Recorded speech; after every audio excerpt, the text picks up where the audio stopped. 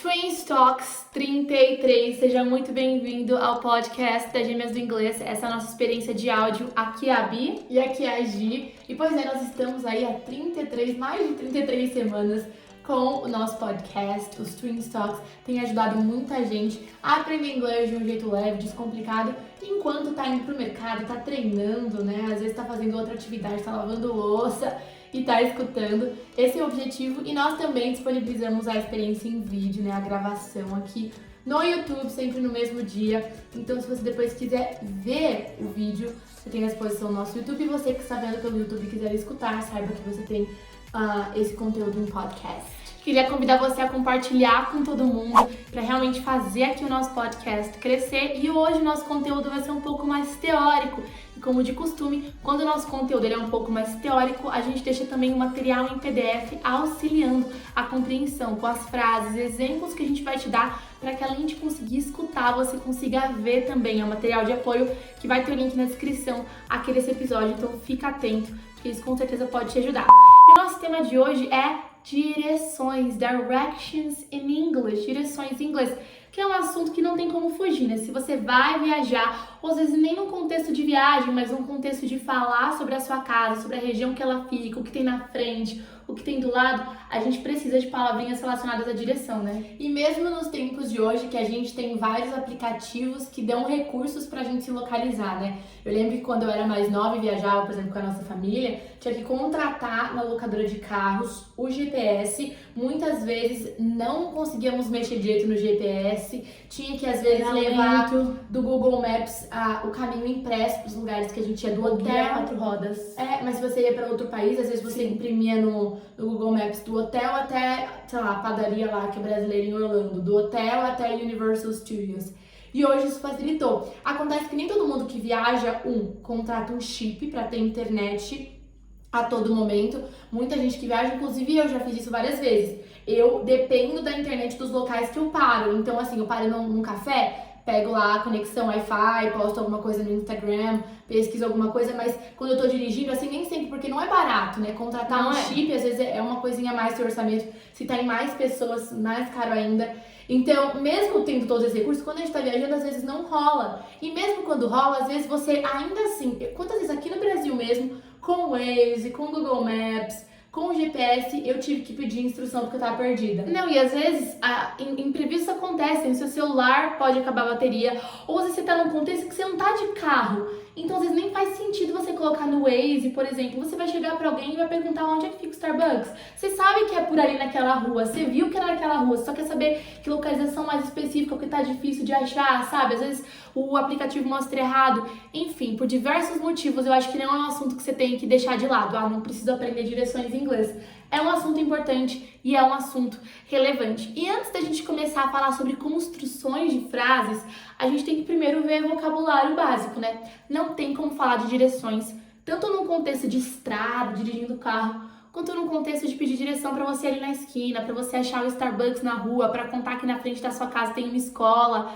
Nesse contexto até de não falar de direções propriamente dito, mas querer contar sobre coisas, né, posição de coisas no seu bairro, você tem que saber palavrinhas que a gente chama de preposições de localização em inglês, que a gente vai te dar um pouco de vocabulário, para então a gente partir para a formação de frases que de fato vão te fazer pedir direções, né? E que palavra você pensa, de que seria assim, uma primeira palavra em relação a essas preposições de localização? Between. Between, quando eu falo que algo tá between uma coisa e outra, algo está entre uma coisa e outra. Por exemplo, padaria em inglês é bakery. Bakery. Eu quero dizer que a bakery tá entre o posto de gasolina e os correios, né? Vamos supor, eu posso falar que the bakery is between the gas station, o posto de gasolina, gas station, é literalmente uma estação de gasolina, e o post office, que são os correios em inglês.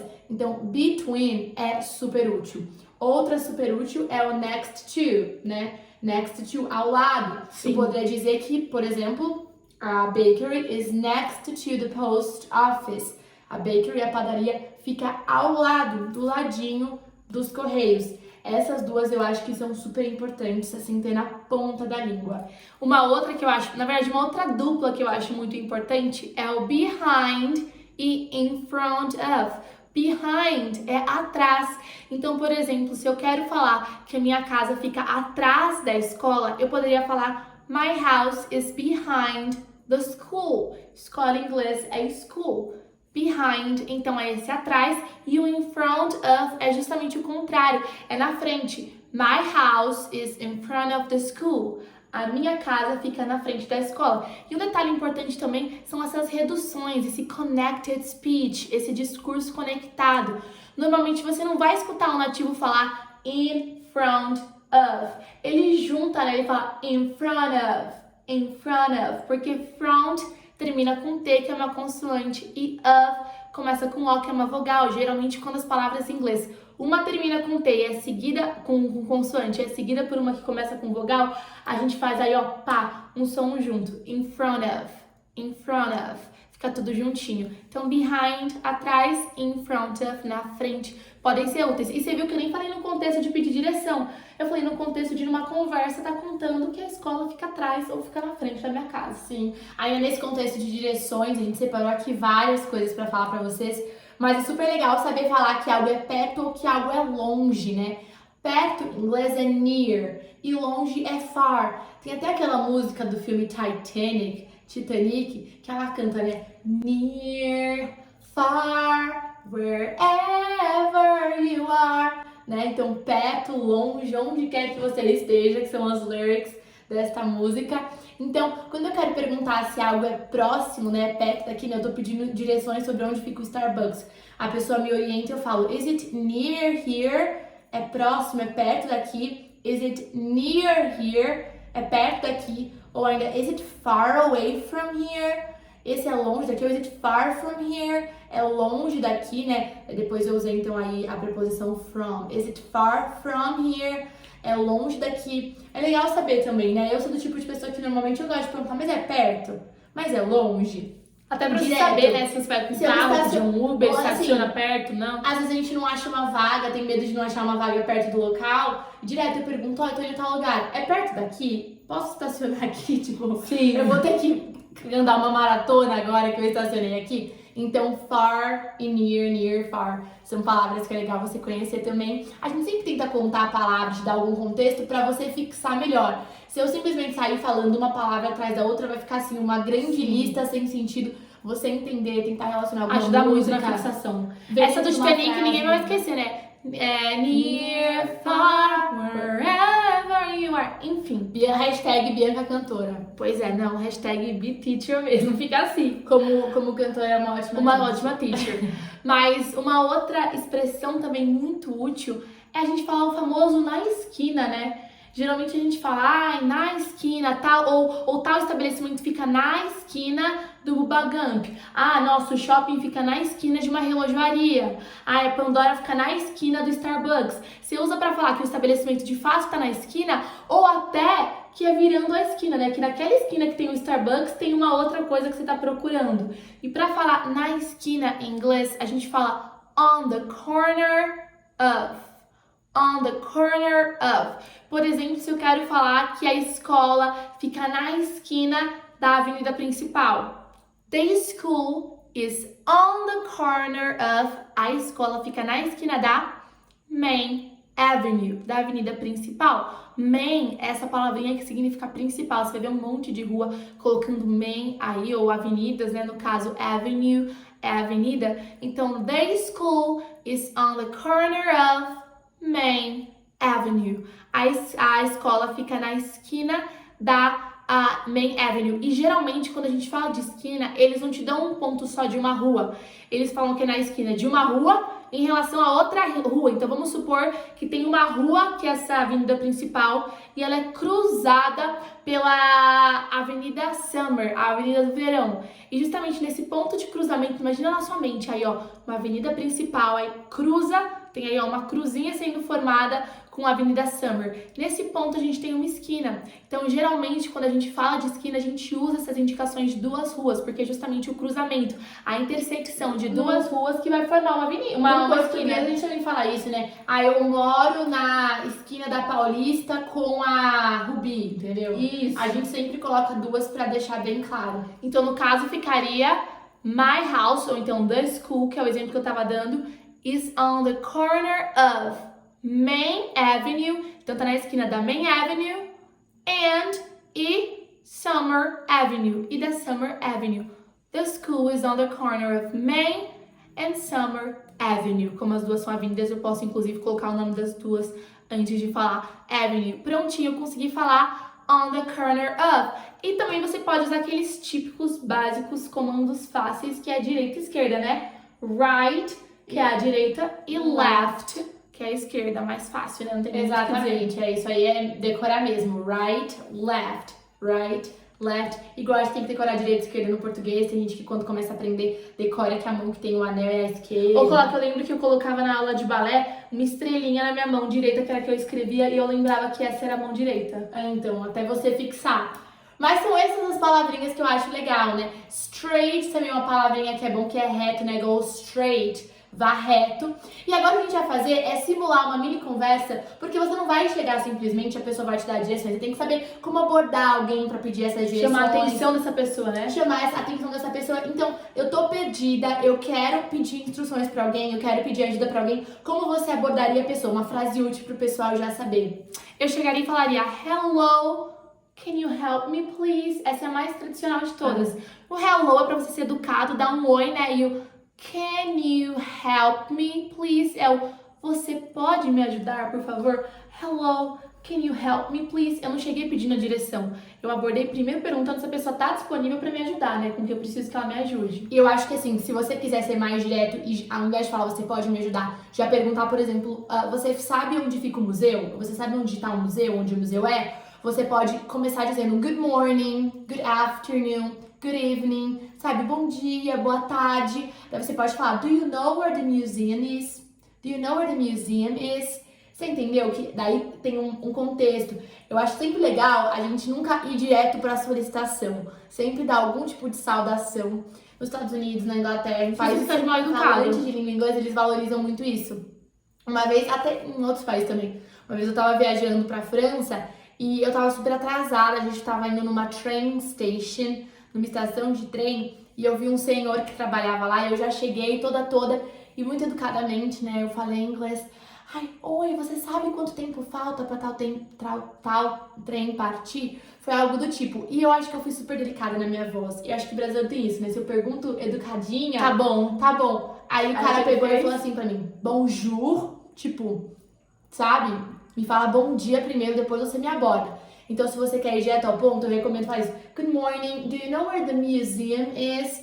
Bom dia, você sabe onde o museu fica? Aí a pessoa já fala, beleza, a pessoa me abordou com uma saudação, menos mal. Ou ainda fazer uma saudação e na pergunta também ser extremamente polite, educado. Por exemplo, se eu quiser perguntar como é que eu chego no banco, preciso ir no banco. Good morning, good afternoon, que é uma boa tarde, se der de noitinha já um good evening. Could you tell me how to get to the bank? Could you tell me how to get to the bank? Could you tell me é o você poderia me dizer. You how é o como. Get to the bank. To get to the bank é chegar até o banco. O verbo get a gente pode usar nesses contextos, né? De pedir para como a gente chega em determinado lugar. Um dos usos do get é esse, né? É de trazer a ideia de chegar em algum lugar. Por exemplo, eu posso falar I just got home. Eu acabei de chegar em casa. Got é o passado do verbo get. A gente tem até um vídeo completo no Instagram sobre isso, em GTV, sobre os usos de get. Esse é um deles. Então, good morning, good evening, good afternoon. Could you tell me how to get to the bank? Could you tell me how to get to the bank? Você poderia me dizer como chegar no banco? Mais um jeito, né? Você percebeu? Tem como perguntar where the bank is. Onde é que fica o banco? How to get to the bank, né? Me diga como chegar no banco. How do I get to the bank? Como é que eu chego no banco? Não tem um jeito só. Eu percebo muito que é uma coisa muito nossa, do brasileiro, de querer achar que tem um jeito só de perguntar as coisas no inglês, sendo que nem no português não é assim, né? Essa que você falou, né? Where is the bank? A Bi falou assim, perguntar where the bank is, porque você já pensou a frase toda em inglês que não tem duas perguntas numa mesma frase. Mas se você for perguntar só onde é o banco, where is the bank? E você também pode, inclusive, já emendar, né? E abordar a pessoa para pedir ajuda e já dizer o que você precisa. Então, você pode chegar na pessoa e falar good morning, sempre sauda, o hello, good morning, could you help me please? Você pode me ajudar, por favor? Aí você diz lá pra pessoa, por exemplo, we can't find the subway station. We cannot find the subway station. Nós não conseguimos encontrar a estação de metrô. Subway station é a estação de metrô no inglês americano. No inglês britânico você falaria de underground station. Aí você fala, is it near here? É perto daqui? Que nem eu ensinei no começo, né, de perguntar se algo é perto. Você já foi super educado. Você falou, good morning, could you help me please? We can't find the subway station. Is it near here? Pronto, a pessoa já vai falar, yes, it is. Sim, ela é. No, it's far from here. Não, é longe daqui. E daí a pessoa te dá mais instruções, né, sobre como chegar. Pois é, então se você gosta de um resumozinho, a gente te falou algumas preposições importantes e agora em termos de frase, frases como could you tell me? Você poderia me dizer? Do you know where? Você sabe onde fica? Seguido do lugar que você quer ir, são frases bem educadas. Então, could you tell me how to get to the bank? Como chegar ao banco? Eu poderia também perguntar, do you know where the bank is? Você sabe onde o banco é? Ou ainda, how do I get to the bank? Como eu chego no banco? Em todas essas frases, o que eu perguntei foi sobre o banco, a localização do banco, eu quero chegar até o banco, mas eu usei estruturas diferentes, todas muito educadas, mas para conseguir transmitir essa ideia. Escolhe a que você mais gosta, ou se você quer aprender todas, aprende todas. Enfim, você pode decidir por aí. Eu espero que vocês tenham gostado do episódio de hoje, que quem está tendo uma experiência em áudio tenha compreendido e possa depois ver na descrição do podcast o material e ter acesso a ele, quem Postem sabe nos stories, né, que vocês estão escutando, divulguem, faz toda a diferença. Total, faz toda a diferença. E pra quem tá assistindo em vídeo, espero que você tenha curtido também esse bate-papo, conversado um pouquinho mais, a gente tenha conversado um pouquinho mais sobre esse assunto de direções em inglês. Deixe nos comentários as sugestões para os próximos episódios e a gente se vê no próximo. Até o próximo, take care!